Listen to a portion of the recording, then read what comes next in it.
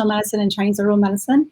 And we've been working with IVFMD for several years and helping hopefully people achieve their dreams of having a family. So we're here to support you. Pandemic or not, we're here. Thanks for having me. All right, so we did receive a question that was about acupuncture, which I'm curious to know the answer as well.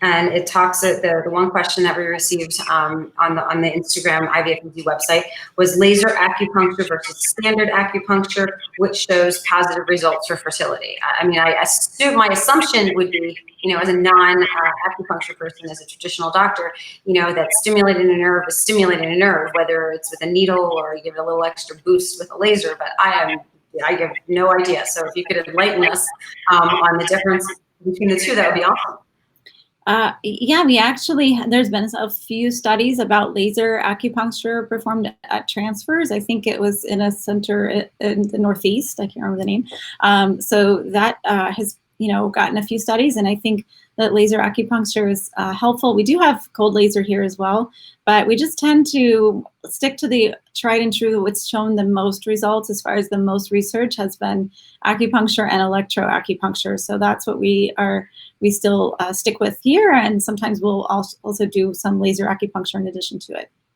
Oh, okay. Well, that sounds cool. Excellent. And then we've had a couple other, we just had a question come in before, whether or not, and that's again, whether we use sildenafil suppositories to support the lining before implantation. And what we're talking about is using Viagra. So basically, when we're talking about a thin lining, we're talking about something that we feel would be suboptimal for implantation. However, sometimes, okay, when the lining is what we consider thin, it's still implantable. Okay, so we just get hung up kind of on numbers, and we want the lining greater than 7, preferably 8+. But there's certainly linings that are 6 millimeters that can implant. But sometimes if it's 5 or less, we want to try and kind of boost it up, even though we're giving hormones to try and get the lining to thicken. There are some ladies that, because of scar tissue and things they've had done on their uterus, sometimes will not be able to thicken up. So the idea, and again, acupuncture comes in with this as well. I mean, I think it's a beautiful therapy to use. Also, what we're trying to do is send more blood to the uterus. More blood to the uterus delivers more hormone. More hormone will thicken that, you know, should bring the hormones in to thicken the lining. So again, acupuncture can do that. There has been some, you know, anecdotal, I mean, not real great studies looking at Viagra to dilate blood vessels, bringing it in. My personal success has been poor. With Viagra. I have tried it multiple times when I've had a loss of what else to do, and I have not been successful, unfortunately. So I'm not a huge fan, but I do think if your lining is less than 6 millimeters and we're trying to thicken it up, it's certainly something to consider. There are other options, like Neupogen, that can also thicken the lining, and there's a bunch of other different modalities that we can potentially use with a too thin lining.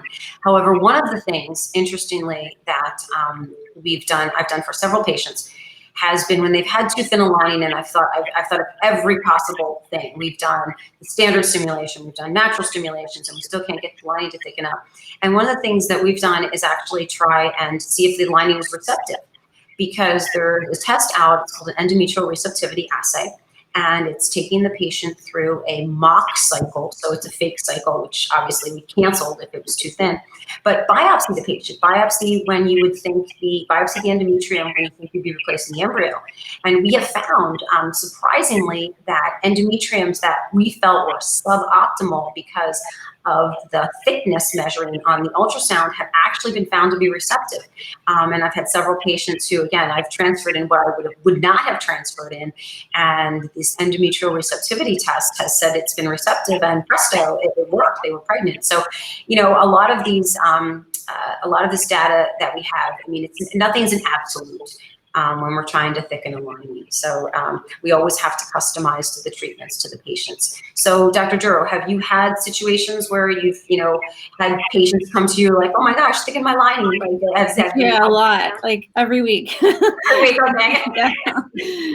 Yeah, I mean, it's because a millimeter or two can make a big difference sometimes, and once we get someone into that parasympathetic relaxation mode, I mean, sometimes it just happens naturally that the blood flow is going to go, where it should.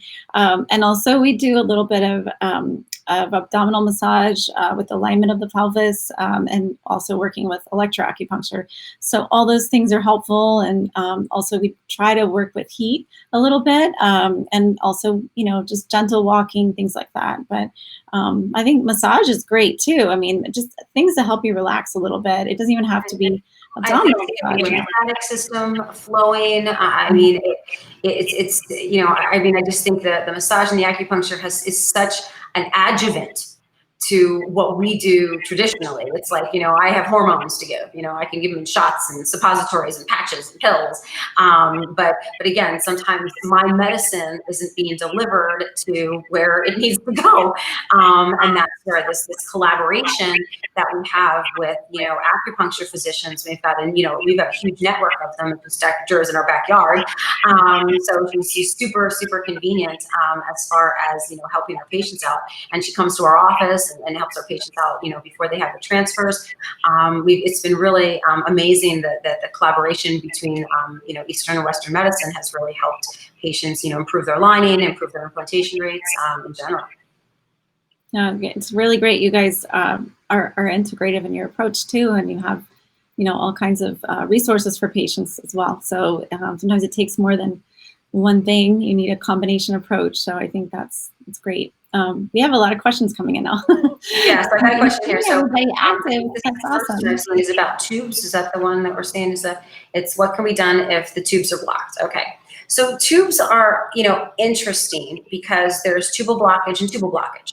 So the tubes, basically what happens with the fallopian tubes is they can be blocked where it comes into the uterus. It can be blocked on the end. It can be blocked in the middle.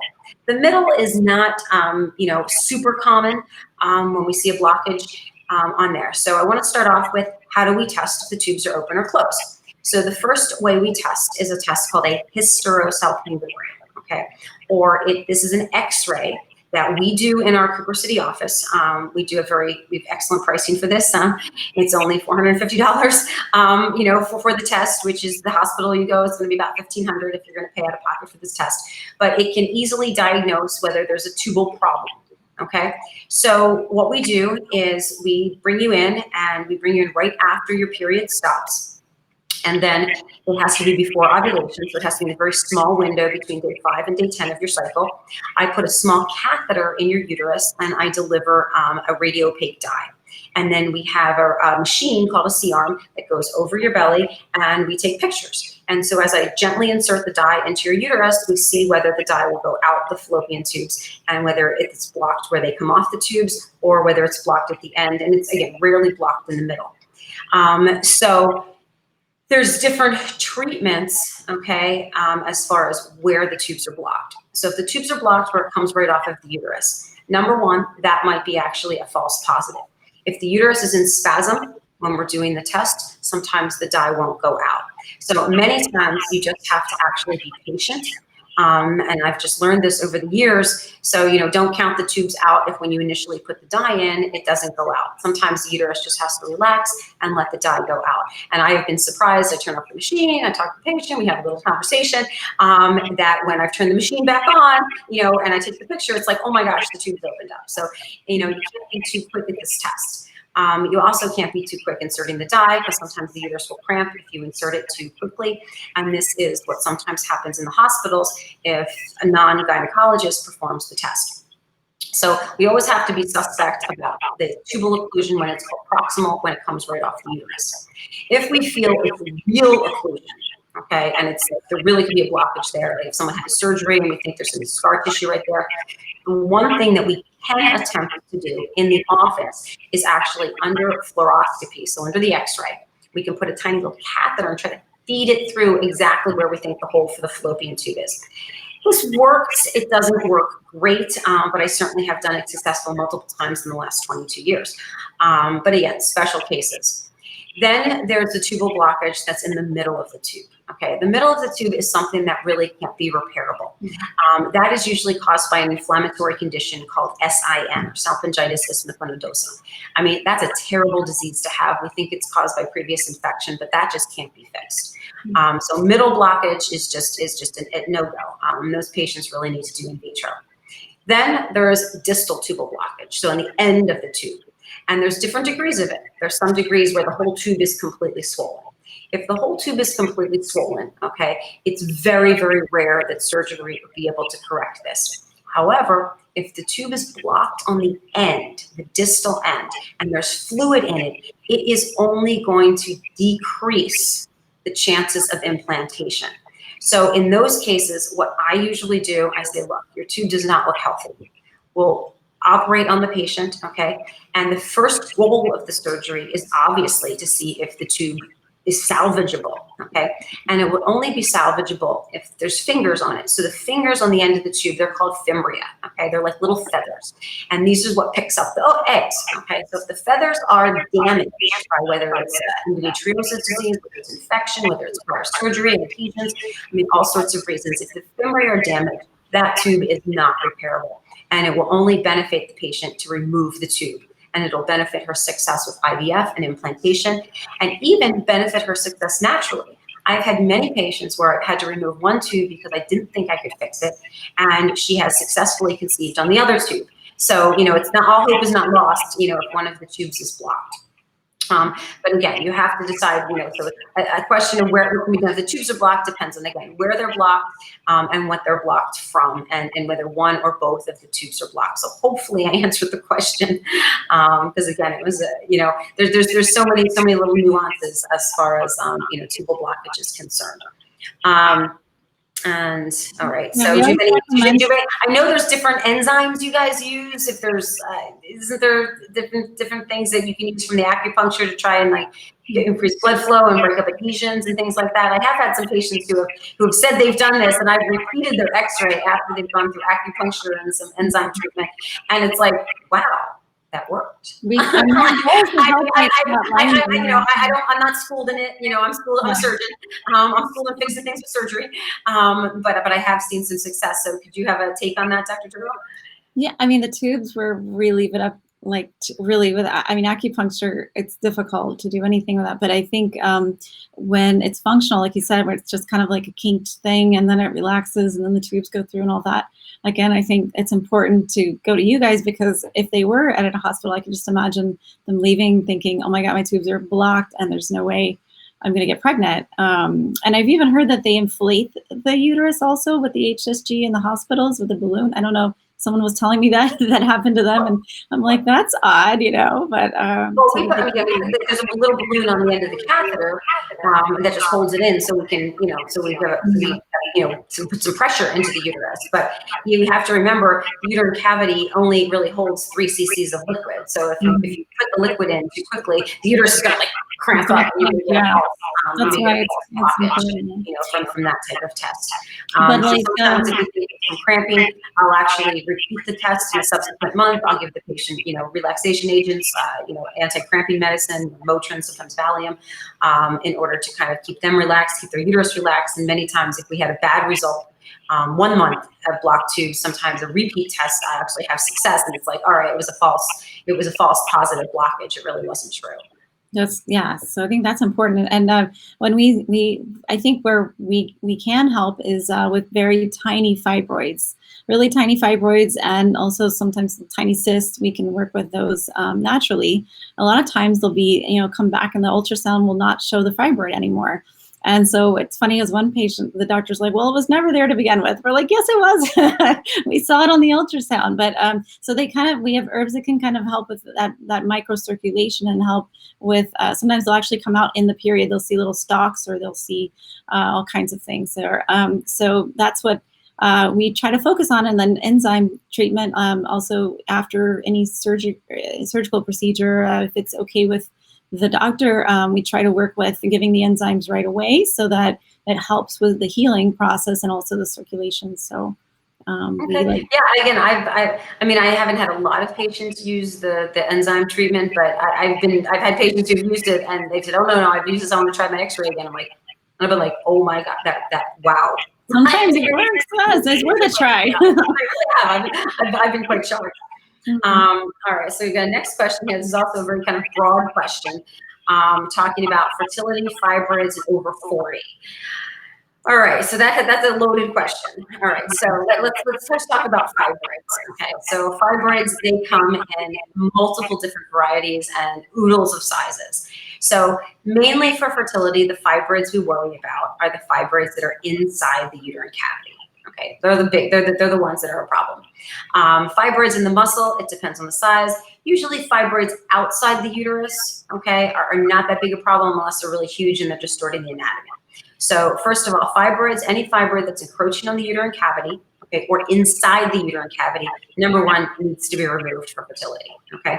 And sometimes, as long as, no matter what the age is, if the patient has a decent egg reserve, then removing the fibroid's the answer, okay? Because the fibroid might be acting as their own natural IUD. If there's something living in the uterus already, the baby's not invited to move in. So if there's a fibroid in there, the baby's like, you're not welcome. Sorry, I'm here first. So a lot of times we can restore fertility if we remove those fibroids that have grown inside the uterus, okay? So that's fibroids.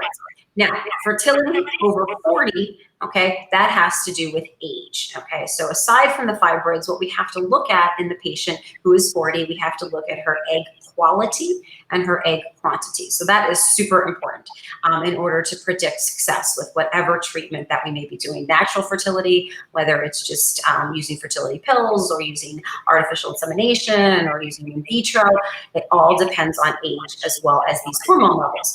Even though women who have good hormone levels, 40, 41, 42, still may have problems, okay, because egg quality is compromised just because of age. So we would base our prognosis on success rate, which is the question, fertility, fibroids over 40, what's the success rate? I base my answers on that questions on number one, where's your fibroid? Number two, what is your FSH level, which stands for follicle stimulating hormone, which is a hormone that needs to be drawn on the second or third day of a menstrual cycle. And then I also base my answer on what is your AMH test. Now, AMH is the be all end all, like of, whether we're going to be successful or not, because what AMH stands for is anti-Mullerian hormone. Anti-Mullerian hormone is a blood test, simple blood test that's going to let me know, it's going to give me a snapshot of how many eggs you have compared to other women your age. And then we can kind of give you a better idea about prognosis, okay? About whether or not, yes, you're going to make this many eggs, so this is a good idea to do this treatment, or it's not. If your AMH level is quite low, again, we adjust our expectations. However, AMH level is not the kiss of death to success. So even if it's low, some people still can have quality eggs that we get out, even though we're not going to get a ton of them. So, to give you a success rate, we have to know where your fibroids are, what your FSH looks like, and what your AMH looks like. Okay, hopefully that answered the question. And then what do we got next here? Let me see. What over-the-counter pill should I try before considering going to you? I want to try to have my third. Okay. So, well, that's kind of a little bit of a toughie there, because it's a very large, broad question. And so because of that, what I would say is that, the first thing and the most important thing, obviously, is a good prenatal vitamin. Let's not reinvent the wheel here. And a prenatal vitamin is just going to improve your overall nutrition, okay?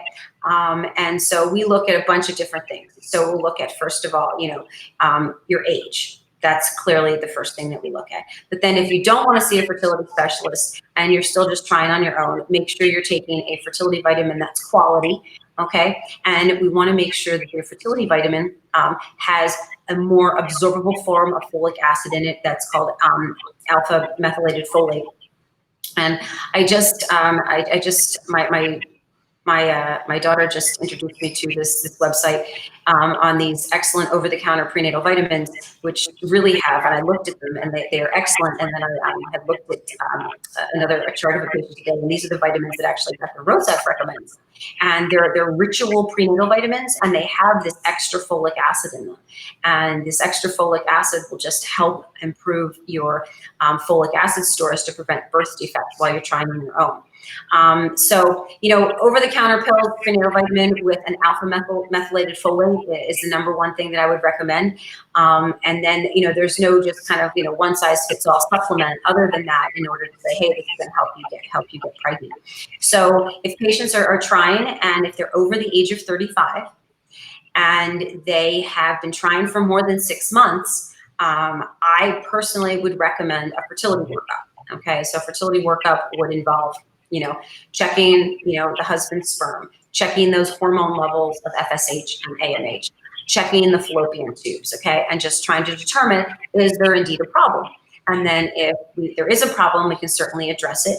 And if it seems to be an age-related problem or an egg problem, then we would talk about types of fertility medicine that could help assist you in a better ovulation, a stronger ovulation. And we could also talk about over-the-counter vitamin supplements that could improve the health and quality of your eggs if we determine that it looks like your egg quality might be the issue and not getting pregnant. I think, a basic workup as far as just a good prenatal vitamin would really be something that would be beneficial. And again, if you've been trying for over 6 months, over the age of 35, not successful, you really need to come and, see a fertility specialist and just at least seek the basic evaluation. Even if you've had 2 kids already and they weren't, it wasn't hard, the effects of age, can affect anybody. Even though if kid 1, kid 2 were super easy to conceive, you're probably a little older now, and it may be, and maybe more difficult just because of the age. Okay, so hopefully that helps. So I have another question here. How long should someone have to be on birth control for an ERA cycle? Birth control is really just a way to make you a calendar. There's no magic in birth control for an ERA cycle. So you don't even have to be on birth control for an ERA cycle. We just have to put you on an adequate amount of estrogen in order to get your lining thick enough, and then start the progesterone, count the hours we have you on the progesterone, and then biopsy. The only thing that we do with the birth control is just try and make you a nice calendar. So I've done ERA cycles, and we haven't even needed to, use birth control. There's other ways to do it. It's just kind of a standard approach. So we'll have patients in general on birth control for 3 weeks, but it's more a logistical thing to get everything set and to make you a nice calendar. So it's not an absolute. We can speed up an ERA cycle with not using birth control if that seems to be the appropriate thing to do. Okay. Do we have other questions? Oh, we had a lining question. Okay, lining question. All right, so my lining is usually 7 to 7.5. This is a measurement that would be okay to do a transfer. Yeah, no, I'm good with anything over 7. 7 is my minimum criteria. And even we'll have beautiful linings like that are estrogenized. They have what we call a triple stripe pattern. And those nice, beautiful linings. If they're 7, I'm thrilled. If it looks perfect on the ultrasound and it's 7, that certainly should be implantable. I get a little hesitant in things that are less than 7, but I have transferred at 6+ when they've looked fine, and patients have implanted and had babies. So less than 6, I don't like it less than 6. That's just my personal feeling. But I do anything 7 to 7.5 is perfectly acceptable as far as I'm concerned. Is there a maximum that you guys are like, no, that's too thick? I don't really have a maximum. I have a patient right now who is good and pregnant. I know you know her. You're doing acupuncture on her. She's probably at 12 or 13 weeks pregnant. And oh my goodness, her lining was like 18, super, super thick. I'm like, it's smooth. And every single time I've transferred her, I've successfully gotten her pregnant, I think twice, but unfortunately she's miscarried. This pregnancy is good, thank God. But her lining is she just really good. And the nurse is like, it's 18, is that? I'm like, it's nice and smooth, no problem. She's implanted every single time. And this is a good pregnancy. Unfortunately, the other 2, were not healthy pregnancies. But yeah, if I see something over 20, I'm kind of thinking that maybe we missed a polyp or a growth in the uterus. But as long as within a month or two, the water ultrasound shows a nice, smooth, thin lining, it hasn't concerned me to transfer, I wouldn't say everything is too thick. Okay. All right, so here we got an acupuncture question. So can I do acupuncture by itself without adding all the supplements that acupuncturists recommend, or do the supplements and the therapy go hand in hand? I mean, I think you can do as much or as little treatment as you want, right? I mean, I think everything has its own little benefit to it. So what's your take on this? I mean, I know you guys recommend different herbs and supplements for different reasons, and again, I do think some of them can play a role, in helping with natural conception. Yeah, definitely. I mean, and also the more issues there are, and the older you are, like we were talking about, then the more need there is for antioxidant support. But we don't necessarily give supplements to every patient either. So, and sometimes they're already on a regimen, and that's fine. And we just do acupuncture. So it doesn't have to be that you shouldn't ever be forced to buy anything either. So the acupuncture can be a standalone treatment for sure. It doesn't require supplements. I do think that Chinese herbal blends are helpful if you have time to do them and prepare. If you're already on a stimulated cycle and you're already doing injections, then we don't give herbs, and it's really kind of too late in the game for that anyway. So definitely we would just do acupuncture at that point. Okay, all right, excellent, thank you. So I have another question about the accuracy of the ERA.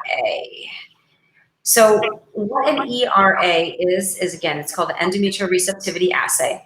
And what they look at is the hours that your uterus needs to be exposed to progesterone.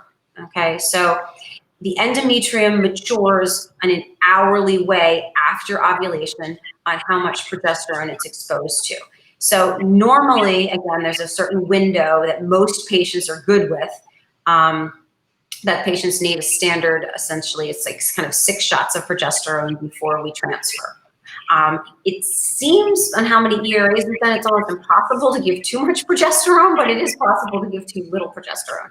So there's some patients that, again, their lining just grows slower. And we see this in embryos too. Sometimes the embryo just grows slower. Some of them are, make it to the blastocyst stage on day 5. Some make it on day 6. Some takes to day 7.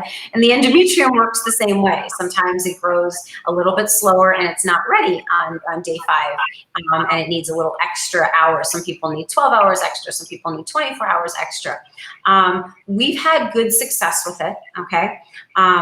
When we do the test after a IVF failure, sometimes we do see that the endometrium is what we call pre-receptive, where it needed an extra 12 to 24 hours. Again, I pick and choose the patients I recommend it on. I mean, I'm not a huge, everyone needs an ERA fan. Because again, I've done frozen embryo transfers since 1997, and I've used the same standard amount of progesterone, and this is a test that's only been out for 3 years, and I've had great frozen embryo transfer success for a long, long time without doing this test.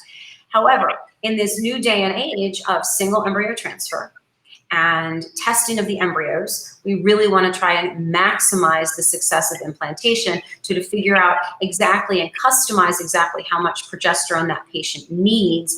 I think can be helpful in certain cases. I have done several cases recently and did the ERA and it comes back receptive. So if we just did the regular old protocol, like everything would have been fine and the patients are pregnant.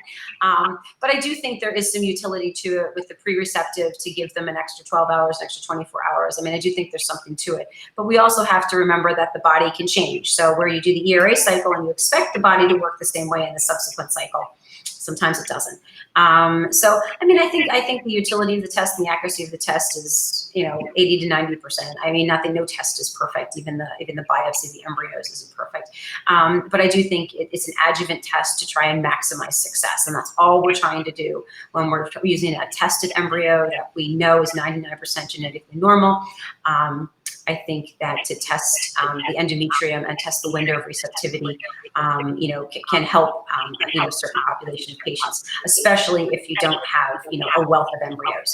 I mean, if I have a patient who has 8 normal tested embryos, I'm like, we're going to do the regular protocol. We're not doing, extra ARA tests. But if you have only 1 healthy normal embryo, I'm really, strongly suggesting that we try and hone in on that window of implantation with an ERA, just not to miss anything. We just don't want to miss anything. We don't want to put it back and not work and say, hey, well, now let's see whether we gave you enough progesterone, but we have to make another embryo. So me personally, I like to really maximize everything. But some patients, I do feel it's a test that's not really necessary. So I have another question here, and this is from the young lady who's been talking about the tubes. So she said both of her tubes are fully blocked. So hopefully you can expound on where they're blocked, if they're blocked when they come off the uterus or come off, in the end of the uterus, and then I could better answer the question. Because if the tubes are blocked, then obviously in vitro is what you're going to need in order to conceive. It's just a matter of whether or not you're going to need surgery, before the in vitro to remove the tubes or to assess them. So hopefully you can answer that. So let's see. Here's what prenatal vitamins do I recommend. So again, the prenatal vitamins that I recommend, we have prescription prenatals that have a folic acid in them called quatrefolate, okay, or alpha methylated folate. And this is the more absorbable form of folic acid. So prenatal vitamins, that's why we take them, really. There's other stuff up in them, sometimes iron and vitamin D and all sorts of other good things that are good for your body. But the main reason why we recommend prenatal vitamins for women is because of the folic acid. However, okay, folic acid is a very interesting part of the B vitamin complex. And there are some patients that have difficulty because they have gene mutations that don't allow their body to absorb regular folic acid. So folic acid is a synthetic form of this methylated folate. So if your body actually can't absorb folic acid, you're taking a prenatal vitamin, okay? And you think that, yeah, I'm covered, my baby's not gonna have a neural tube defect because I'm taking my prenatal vitamin, but because you are predisposed because of just your genetic makeup of not absorbing the folic acid in the prenatal vitamin is not actually getting absorbed into your system. So we used to be able to test for this gene mutation. Again, I used to test everybody for it, but then insurance stopped covering it. Okay, so this was the problem. And so since insurance stopped covering it and I couldn't identify which patient had healthy genes that could absorb the Walgreens brand, or which patients had the gene mutation and needed to take an alpha methylated folate, okay, I, across the board, just recommend for everybody alpha methylated folate, because if you have the gene mutation or you don't have the gene mutation, okay, you're going to absorb the more absorbable form of folic acid. So as I said, this Ritual company, but apparently their prenatal vitamins are sold out, which is kind of weird to me. When you go on their website, it's sold out. They're an over-the-counter brand. I think it's like $35 a month. And then there is a product called Vitamed, which is a prescription.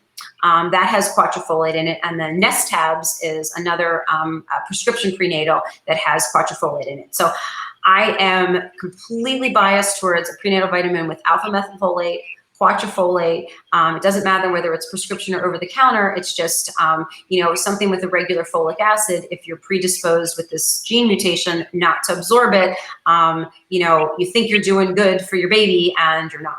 And again, since I can't test patients for the gene mutation, we just have to assume everybody has it and take the better one. So hopefully that helps you with the prenatal vitamin question. And I think vitamin D too. The insurance it's difficult for them to cover vitamin D sometimes, what we found. So we just kind of give everyone at least like 2,000 to 5,000 IUs a day right now who are, trying to conceive.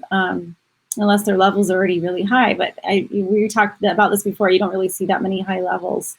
Yeah, no, vitamin D is very inexpensive. And again, I even recommend 5,000. I've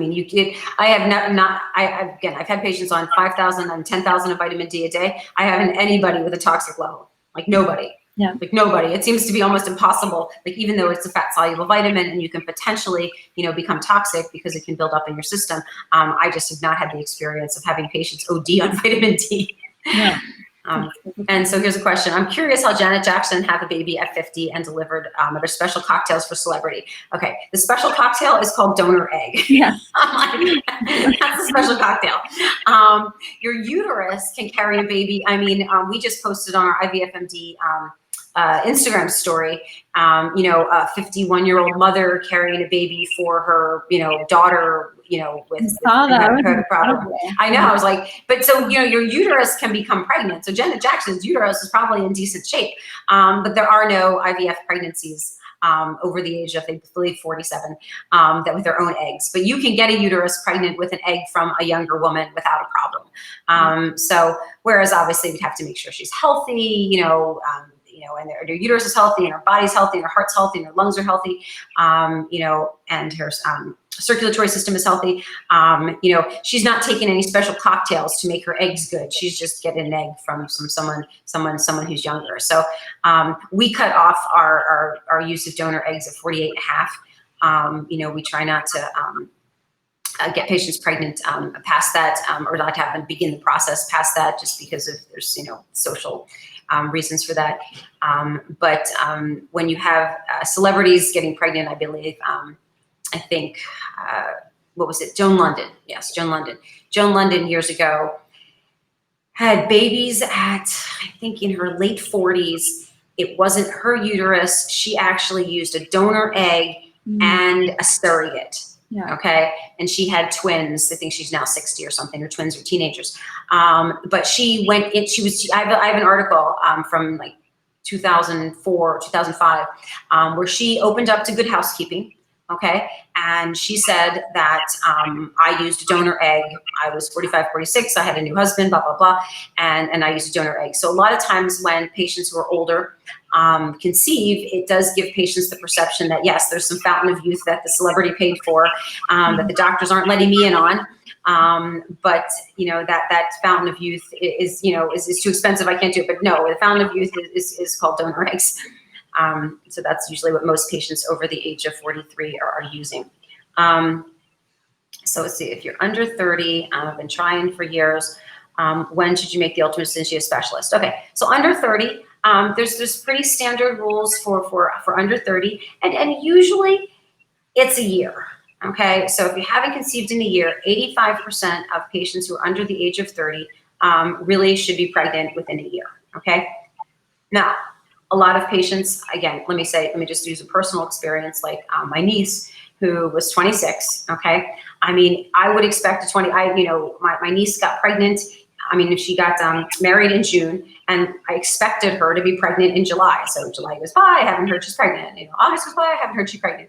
I'm like, this is a little weird. September, I'm like, I haven't heard Katie's pregnant. Like, this is to me, this is a little concerning. And so, after 3 months of her not being pregnant, I'm thinking, probably she get checked. So she actually went to her GYN. She doesn't live in Florida. She went to her GYN, I think, in November. He checked her, and then they checked her husband, and they found the problem. So that was a little less than a year, because she just was not having that. I mean, she wanted a baby literally right after the wedding. So there are some situations where you may just want to get checked and just make sure there's not a problem. So you're not, just wasting your time trying. But you may not have to, if everything's fine, we might say to you, all right, well, hey, let's try for another 3 months, on your own, because we really didn't find anything wrong. So, definitely if you've tried for a year, unprotected intercourse, no confounding factors that you're aware of, you should definitely get checked. And, if you think there might be something wrong, you should get checked before that. All right. And also after a miscarriage, when do you recommend? Because I know I was asking you a question earlier about that. Right. So a study that came out about 2 years ago looking at miscarriage, looked at if you try right away after you have your miscarriage, you had better success at having a genetically normal pregnancy than if you waited 6 months. Okay. So if a patient has a miscarriage and we have not been worked up for miscarriage, I usually, have them get worked up, have them get back on the horse as soon as possible, and have them, try once the workup is finished. So we don't waste any time. So we make sure that all of the factors have been, covered, and if we can find a reason for the miscarriage, we talk to patients about the treatment, But we like to get them like, just let's not waste time. Let's get, let's just try again, because it has been shown to be somewhat beneficial if the pregnancy that was miscarried was maybe genetically abnormal for some reason, which is unknown. You pop out a better egg, the sooner you get pregnant again. It's kind of odd, but that is what this one study did reflect, that the sooner you get pregnant, the better chances you have of the next egg being healthy, even if the one before it wasn't. So you don't have to wait like a month or two to get your hormones rechecked and all of that? I've never recommended that. Okay. It was very, very interesting. When I was in OBGYN training, we always told patients, and this is what my trainers told me, they would always say, hey, wait 3 months, let your hormones regulate, let's get everything back in order. And then I go into my fellowship, and these 5 doctors that I trained with, like, very different set of like recommendations. Oh no, we're trying right away. I'm like, really? You can do that? And it's just, there's like just a training in OBGYN that, oh no, you have to wait, let things clear out. And I've had pregnancies after miscarriage that I had one lady who had a really, abnormal pregnancy, like extra chromosomes, like 2 or 3 extra chromosomes. And I said to her, oh my gosh, you need to do IVF. You need to check your embryos because this pregnancy was so bad. She's like, no, I don't want to do that. I'm like, okay, what do you want to do? And she goes, I want to try Clomid again. I'm like, okay. Very next month, patient gets pregnant with Clomid, like right after the miscarriage, okay? Normal twins. I counseled her, like, you really need amnio, you need to check these, because you had this bad egg. Literally 2 months later from this miscarriage, lady gets pregnant with normal twins. And I've had that situation multiple times. So I have never really recommended anybody wait. I said, get evaluated for miscarriage. If it wasn't a normal embryo, it was abnormal embryo, okay, we know the reason. But if it was a normal embryo that miscarried, we obviously need to do a workup. And then once the workup's complete, let's just give it another shot. So. It's like roulette, your body will select a good embryo. It's weird. The body works in mysterious ways, that we don't even understand. It's kind of crazy. So we've got a question here. Would you recommend to put a patient on birth control with an AMH of 0.6, age 37 to do IVF, or recommend a natural IVF? Okay. I'm not a huge fan of natural IVF. I know some people do it, but I think for the cost, the natural IVF really does you a disservice as far as, limiting you in the amount of eggs, okay? So I wouldn't do natural IVF. I might do what we call a cold start, which means, to start you without birth control pill suppression, okay? So just start with a period, okay? Start the hormone injections to try and stimulate you. Sometimes birth control will actually have a positive effect, and I don't really look at the AMH. So my standard protocol is to use birth control, try and suppress the ovary, because I think what happens is when we put you on birth control, it rests the ovary. It gives it, it chills it out. And so all the time your brain is sending these pulses, this FSH, come on ovary, let's go, let's go, let's go, let's go. And then if you break that cycle with birth control, some of the ovary goes, this month we can relax. Nobody's pounding us to try and ovulate. And then sometimes when we stop the birth control, patients will respond better. So we have to customize our treatments. However, if a patient does not respond as I expect with a lower AMH level, I'll say, all right, let's not do birth control the next time. That's fine. Let's just try a cold start and let's just see how your ovaries respond to it. And sometimes we can, because we know, I know when we keep our patients on birth control for 2 and 3 months, which unfortunately happened, during the pandemic, when patients were ready to go and they didn't want to go because we didn't want to leave the house. So sometimes we did have patients on 2 and 3 months of birth control. That does seem to sometimes have a negative effect on ovarian response. But sometimes we're going to put patients on 5 days just to fit them into our batch, and that really doesn't seem to have a detrimental effect on anything. But 3 weeks is what I like to use. But if we have a suboptimal response and I think the patient can do better, I will try it with a cold start. Again, natural cycle IVF, it's 1 egg. I can't see spending all that money for 1 egg.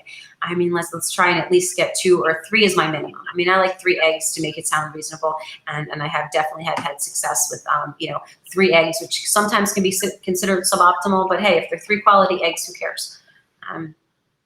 So quality over quantity.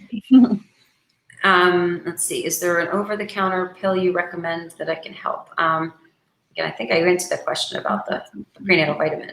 Are women with PCOS and high AMH more likely to have poor egg quality? And that's really, really difficult because not everybody with PCOS is the same.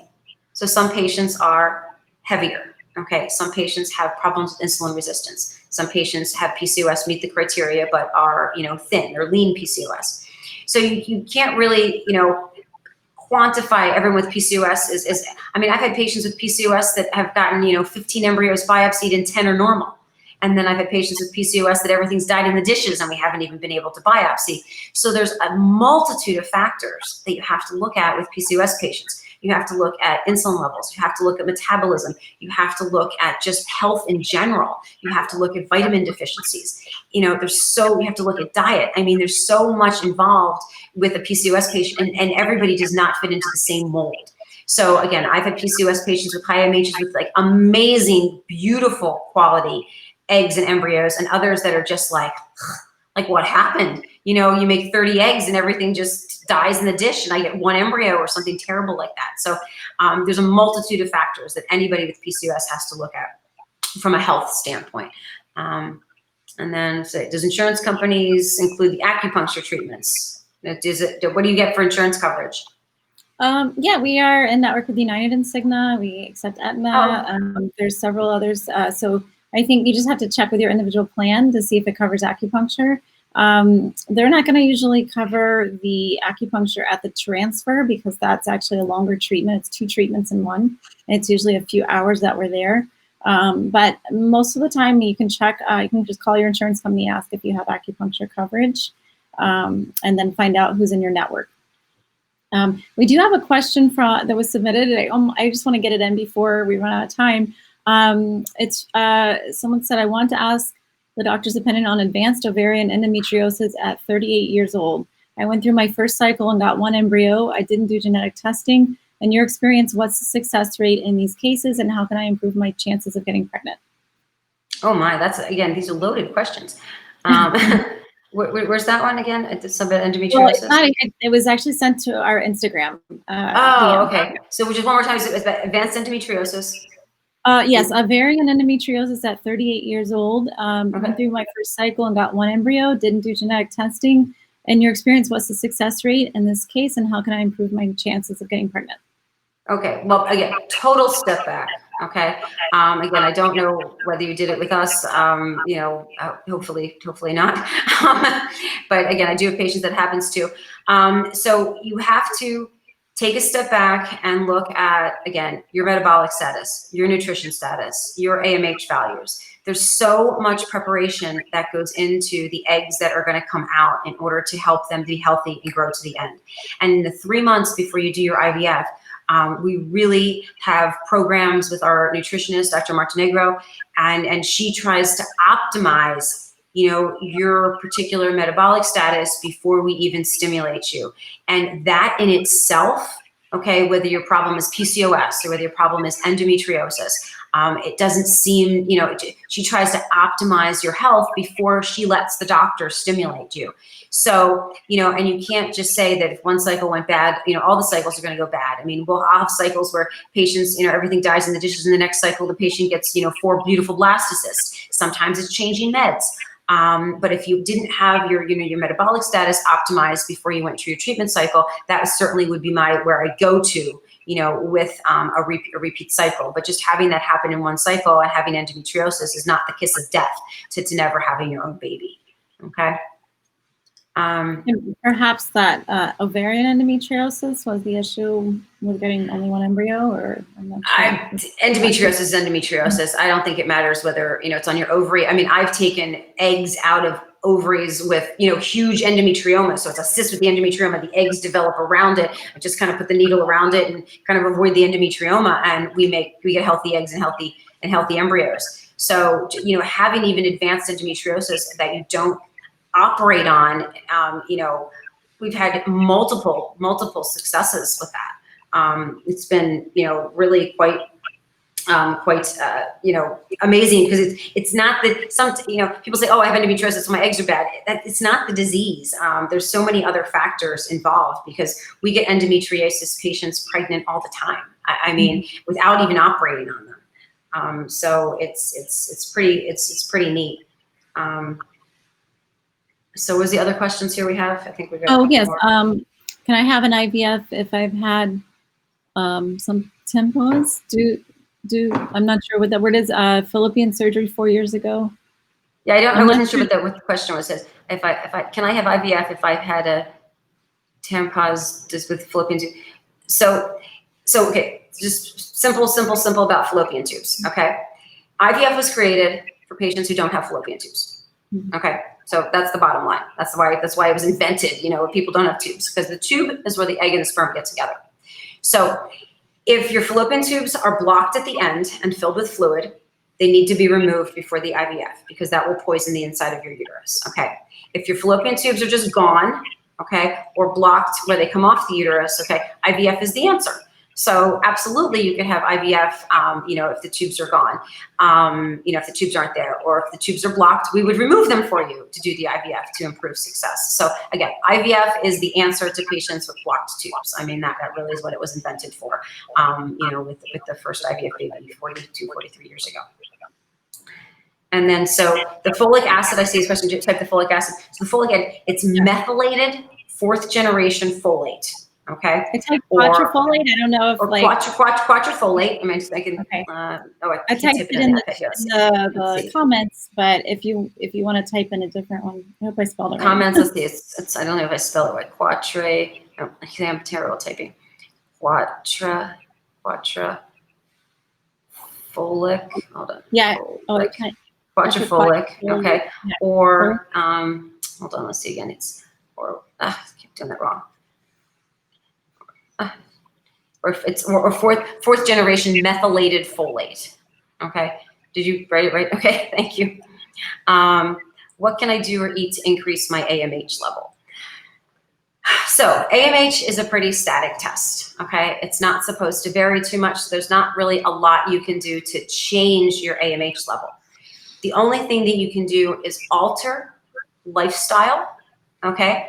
Alter nutrition, alter blood flow, to improve the quality of eggs that you have remaining. So if you have a small pool of eggs, okay, just make them healthier. Again, as I said, I can get 3 eggs from somebody, and if those eggs are healthy, they'll make a baby. So I've had patients, and I had one a couple months ago. I had one young lady who she got 6 eggs. Okay, she's almost the same age, and the next retrieval I got 30 eggs, and both ladies ended up with 1 healthy embryo. So 1 healthy embryo from 6 eggs, 1 healthy embryo from 30 eggs, and so there's just a multitude of factors that are involved. So you know what you're putting into your body as far as diet, lifestyle, nutrition, sleep. Extremely important. So there's so many things you have to do to try and optimize your health. Like, we can't get patients that are unhealthy pregnant because they're going to give us unhealthy eggs. So this is where we go with their, our nutritionists. We have Dr. Karstedt in my Cooper City office. We have Dr. Montenegro in Boca as well in Miami. And both of those physicians, doctors, they will help and optimize somebody's health before they hand them off to the physician to say, here, do your treatment with them. So I do think that, there's definitely programs that they have that can absolutely help somebody who has had, a failure, if it haven't been optimized before, and they can help somebody even before they even try. I mean, that's what we try to do. We try not to have the failure. We try to just, Dr. Roseff's, what's his thing? Do it right, do it once, or something like that. Just really don't do it unless you just don't rush into it. Let's just make sure that our I's are dotted and our T's are crossed, and you're as healthy as possible. And, you're doing your acupuncture once or twice a week, and your blood flow, and make sure your diet is optimized, and all your vitamin levels are optimized, and everything is perfect. And then we're much more likely to get the outcome that we want. I mean, we want it to work the first try, because obviously I've had a couple things about insurance treatments. It's not covered, and it's expensive. I mean, it's very expensive, and even if insurance is not cheap, then there's the emotional toll it takes on people, and the burden of just having to do the treatments. The good news is it works most of the time, so that's really the good news. A question about growth hormone. I'm plus or minus growth hormone. I think in some patients, if they're already optimized and their body is healthy and their nutrition's healthy and they're optimized, I mean, I don't think growth hormone adds a whole heck of a lot. It's extremely expensive. I think in patients who have failures and poor egg quality, I've seen some miracles from growth hormone. I try not to add it right off the bat to everybody, and the reason is cost. I mean, I think it's so expensive. But if someone has had poor egg quality and they've been optimized, I do think it certainly helps.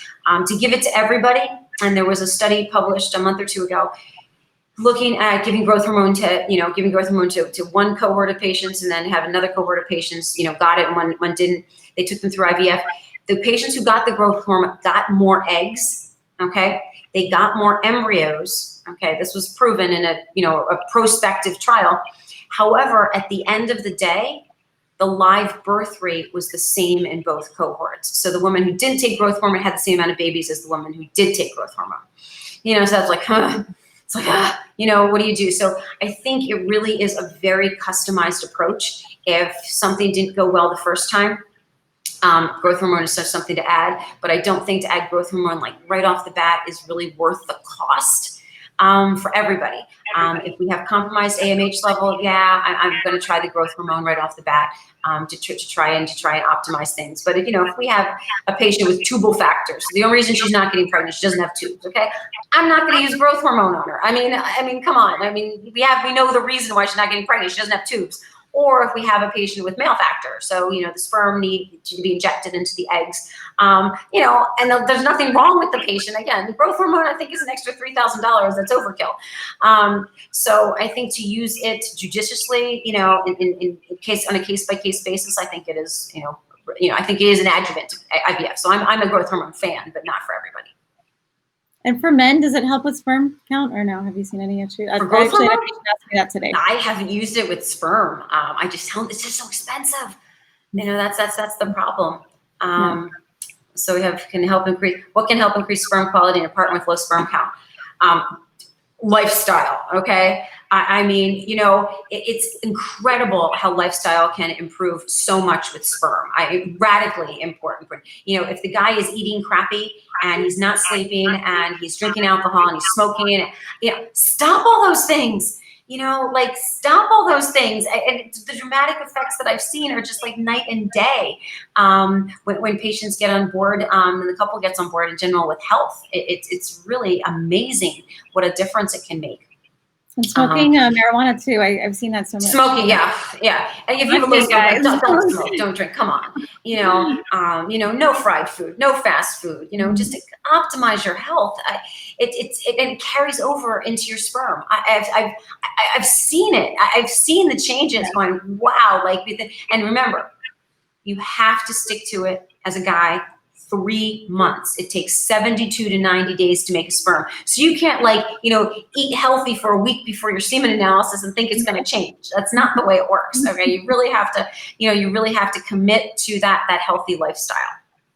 So we are kind of running out of time. We got like a minute left.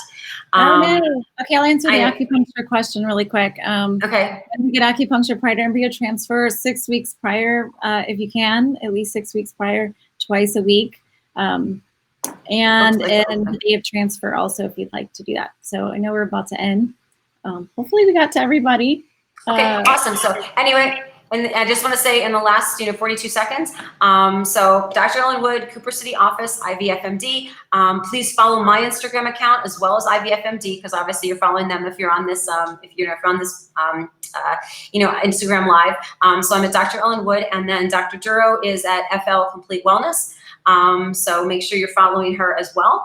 And I've been so excited to talk to everybody. Haven't been talking to everybody for like a month. And Dr. Duro, you can say goodnight as well. Yeah, give us a call, floridacompletewellness.com. You can reach out to us. We do virtual consults, and we're also here physically as well, wearing masks every day. So have a great one, guys. Thank you so much, Dr. Wood, for answering all these questions. You're awesome. And hey, what happened to my... Did I lose the Be Live? Oh, and we're still on Facebook. So actually, I will disconnect here, and I'll talk to you guys soon. Thank you, and thank you for joining us.